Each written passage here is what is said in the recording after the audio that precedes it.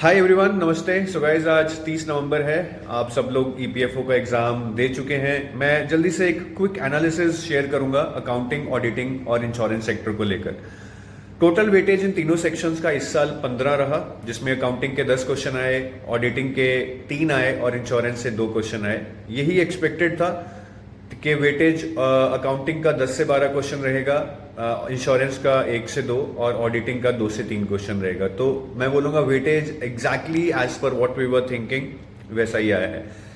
Level की बात करें तो देखिए, लेवल इजी तो कभी नहीं होता है। क्वेश्चंस अकाउंटिंग में थोड़े बहुत इजी थे, बट ऑप्शंस काफी ट्रिकी थे।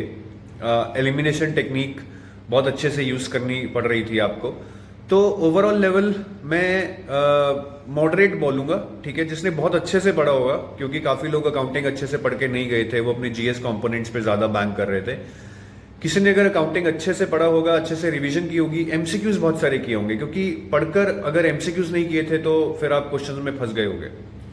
तो अगर किसी ने बहुत अच्छे से अकाउंटिंग, ऑडिटिंग और इंश्योरेंस पढ़ा होगा तो मैं बोलूंगा कि लेवल उनके लिए मॉडरेट से थोड़ा सा रिलेटिवली इजी रहा होगा, बट अदरवाइज एक मॉडरेट लेवल आया था।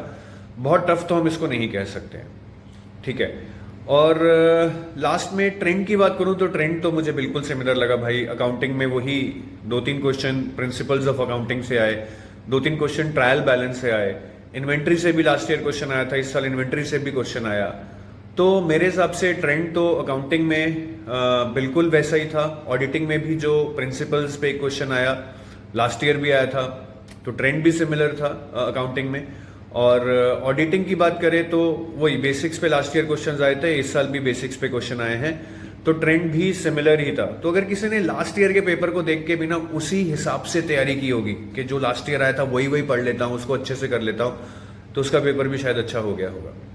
सो I wish you all the best. बाकी पेपर जो देके आए हैं, सुनने में आया कि पेपर बहुत लेंदी था। जब ओवरऑल पेपर लेंदी होता है तो इजी क्वेश्चंस भी टफ लगने लगते हैं। But wish you all the best. We will come up with the answer key very soon. Thank you. Have a nice day.